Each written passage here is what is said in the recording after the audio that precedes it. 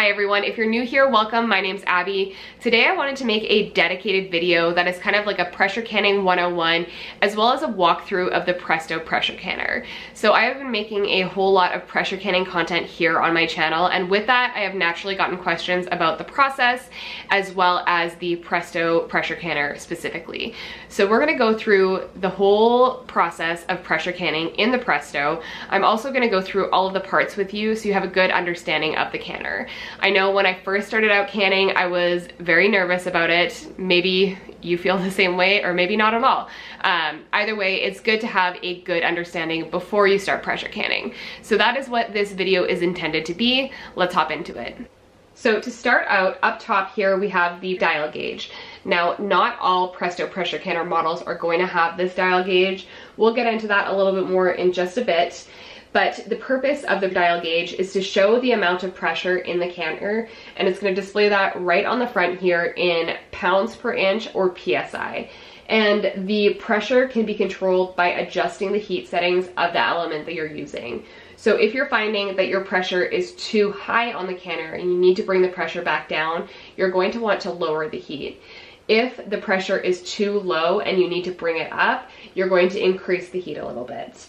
So this right here, this display is going to be how you can tell if you're at the right pressure for whatever you're canning, if you're using a dial gauge pressure canner, which this is, with a regulator and not a jiggler. So we're gonna go over that in just a bit as well. So just to the side of the pressure dial gauge, we have the vent pipe. And the vent pipe is the primary pressure relief valve. So it's going to release pressure if there is more than 15 pounds of pressure inside the canner. Before you bring your canner to pressure, you're going to need to vent the canner and see a steady stream of steam coming out of the vent pipe for a full 10 minutes. And the purpose of that is to push any air out of the canner so the canner can actually build pressure. So something you're going to want to check every single time that you use your pressure canner is that the vent pipe is not blocked, and you're going to do that by just looking through, making sure you can see through the vent pipe. I'm not going to be able to get that on camera, but you'll know if you're able to. Right in front of the page we have the cover lock or the air vent, two different names for the exact same thing, and that is going to vent air from the canner, and it's going to show you when there is pressure in the canner. So if there is any pressure in the canner, the cover lock is going to pop up, and I'll show you that in just a moment. The cover lock may pop up when you're venting in that 10 minutes. It may not. It doesn't matter either way. But I'm going to flip over the lid and show you a couple things that you need to keep an eye on. So when there's pressure in the pressure canner, you're going to see the cover lock pop up just like that. And when I do the demo, you'll see that happen. So this here is the bottom of the cover lock. And you'll be able to see when you look at yours that it screws on. So you're going to want to check that, make sure it is properly screwed on. If it's too loose, you're probably going to have a hard time bringing the canner up to pressure as well as maintaining pressure. Another thing to keep an eye on is there is a white gasket, you can see there, that you're going to want to keep an eye on. That's not going to be the first thing that I'm checking if I'm having a hard time bringing the canner to pressure or maintaining pressure, but definitely something to keep an eye on. So this black ring you see on the inside of the canning lid is the gasket. This is one of the biggest differences between the All-American canner and the Presto pressure canner. The All-American does not have a gasket. And the purpose of the gasket is to help form a seal between the lid and the canner. So you're going to want to keep an eye on this. I think it's recommended to replace it yearly, no matter how much you use the canner. I personally think just keep an eye on it. If everything looks good and it's functioning well, it's probably not necessary to just replace it. We do keep an extra one on hand just in case, but things you're gonna wanna look out for are making sure it's not too dry, too brittle, or has any cracks. If you have those things happening, you're gonna have a hard time bringing the canner to pressure again or maintaining it. So just to keep an eye on it. Again, if you're checking the vent pipe every time you're using the canner, might as well check the cover lock, might as well check the gasket, just to make sure nothing's going on, because it's really frustrating when you're in the middle of a canning session and you can't get up to pressure. So those are good things to keep an eye on. As for care for the gasket, the newer models, I know mine did, come pre-lubricated, so there's really not much you need to do. If you're finding yours is really dry and you may be having some issues, you can try giving it a really light coat of oil to see if that helps. And then as for washing, it is not necessary per Presto to fully remove it. I will just give the lid a light wash. Next, we have the overpressure plug. This is located just behind the pressure gauge, and it is going to pop right off the lid of your canner if you go significantly over 15 pounds of pressure. So as you can see, there are a lot of safety features built in, and I know that made me a lot more comfortable using the canner once I understood what they were. So that is the overpressure plug. Next, we have the regulator. So this is going to act as another safety device, and it will let you know if there is more than 15 pounds of pressure in the pressure canner.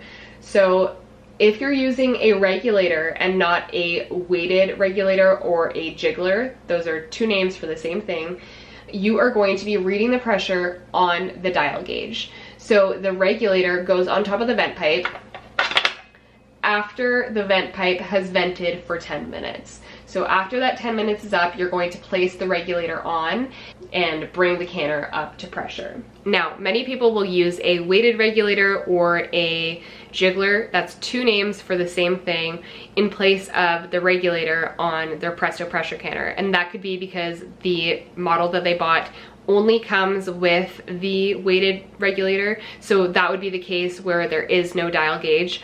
Or I can go ahead, I can purchase a weighted regulator and use that in place of the regulator that I have. When I do that, I just no longer would be reading the pressure from the dial gauge. I would be basing that off of the weighted regulator. So I'll have to insert a picture of it, but it will come with a couple of rings on it that you can remove.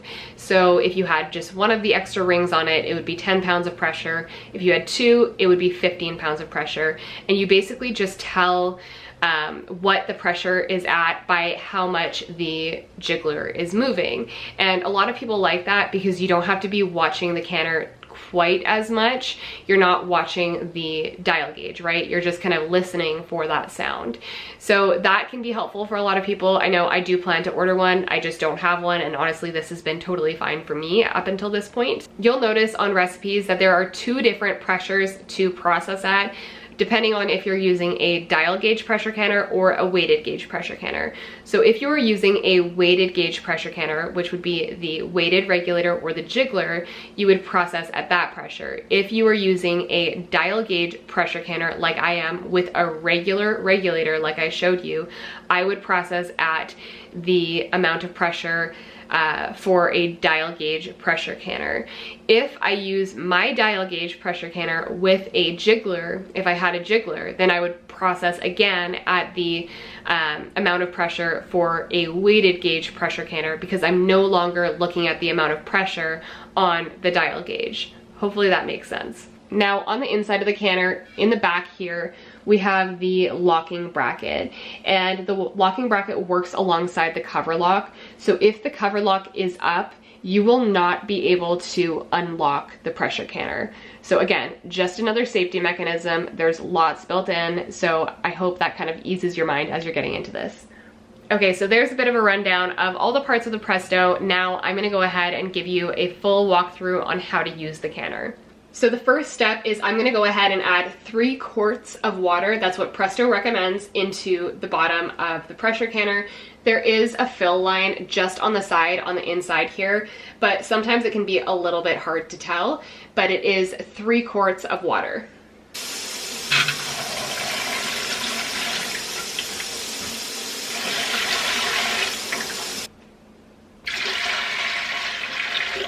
So that is a big difference between water bath canning and pressure canning. Your jars are not going to be covered in water.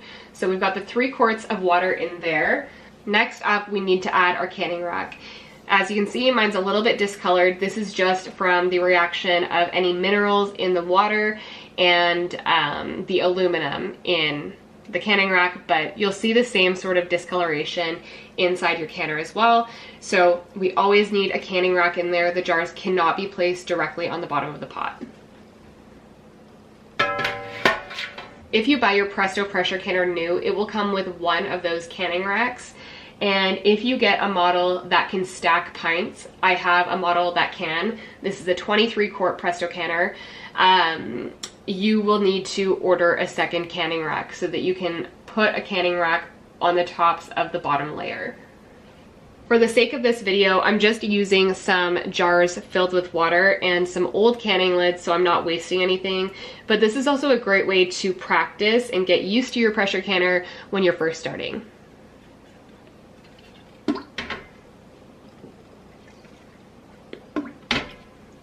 So this may not show up on camera very well, but on one side by the handles, there is an arrow, and on the handle of the actual canner, there is also an arrow. So those two need to line up. The lid only goes on one way, so you'll line up those arrows, and then on the lid, it'll also show you which direction you need to rotate the lid to close or open the canner.